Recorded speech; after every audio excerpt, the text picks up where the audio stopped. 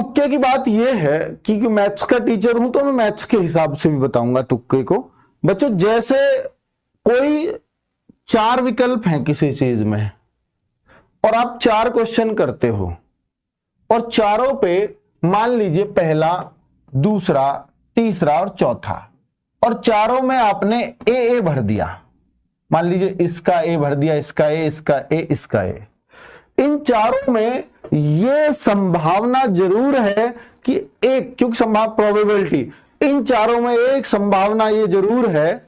तो हम ये कह रहे थे कि अगर 1, 2, 3, 4 इन चारों में आप ए ऑप्शन लगाया हो, किसी बच्चे ने बी लगा दिया या किसी ने सी लगा दिया, किसी ने डी, ये 100% एक प्रश्न सही हो जाएगा।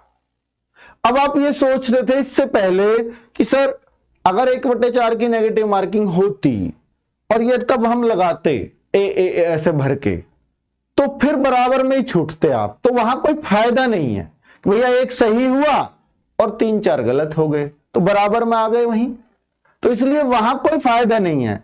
यहां पर आपने मान के चला, मैं ये मान के चलूं कि भैया आपका एक प्रश्न सही हो गया तो क्या होंगे 3 गलत, यही तो प्रोबेबिलिटी बनेगी। हाँ यही संभावना बनती है।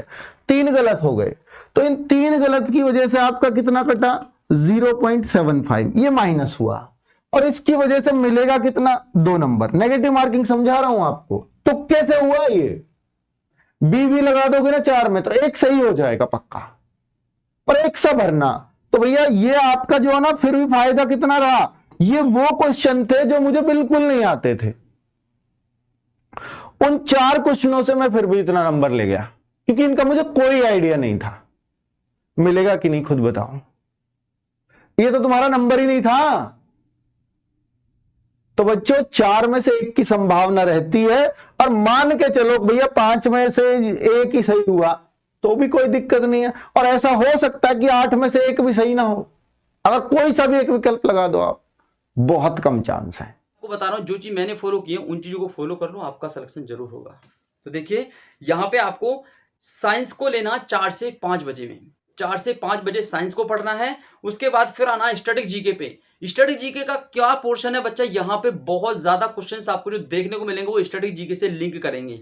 तो आपको स्टैटिक जीके को टाइम देना अच्छे से, 5 से 6 घंटे फुल एक्यूरेसी के साथ में स्टैटिक जीके को पढ़ना है, और सारे के सारे चैप्टर्स को रिवाइज जरूर करना है। जो भी टॉपिक्स आप पढ़ रहे हो, नदियां, पहाड़, या फिर आपका जो भी यहाँ पे नृत्य से संबंधित क्लासिकल डांस वगैरह जो भी हैं, सभी को अच्छे से रीड करना है। दूसरे नंबर पर यहाँ पे करंट अफेयर को 6 से 7 बजे तक रखना है आपको। फिर यहाँ पे रेस्ट है भाई 7 से 8 बजे का, यहाँ पे खाना पीना खा पी के अपना फिर से बैठ जाना है। रीजनिंग की मिक्स क्लास लेनी है रिवीजन में, यहाँ पे 8 से 9 में आपको रिवीजन चलना है रीजनिंग का। फिर आपका भाई मैथ की मिक्स क्लास लेनी है आपको 9 से 10 पे। कोई भी चैनल से आप RWA से जुड़ सकते हैं, RWA पे मैथ की क्लास, रीजनिंग की क्लास ये मिक्स में चल रही होंगी, उनको आप ले लेना, बहुत ज्यादा फायदा आपको होगा। टेस्ट RWA पे लगाएं या फिर टेक्स्ट बुक पे लगाएं, तो बच्चा परेशान नहीं होना, टेक्स्ट बुक पे लगा लो या RWA पे लगा लो, जहां मर्जी लगा लो, लेकिन टेस्ट आपको लगाना है। और ये भाई 10 से 11:30 बजे तक आपको टेस्ट लगाना है। उसके बाद एनालिसिस जरूर करनी है। अगर एनालाइज आप लोग नहीं करते हैं तो टेस्ट लगाने का कोई भी फायदा नहीं है, आप एग्जाम में मार खा जाएंगे।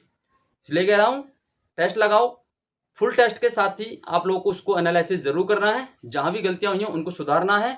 और जीके के 50 के 50 क्वेश्चंस को रीड करना बच्चा, उनको एनालिसिस करना है, उनके नीचे जो भी एक्स्ट्रा पॉइंट दिए गए हैं उनको पढ़ना है, ताकि आने वाले मॉक टेस्ट में आपके क्वेश्चन गलत ना हो। चलिए मिलते हैं नेक्स्ट सेशन में, तब तक के लिए thank you, all the best, जय हिंद, जय भारत।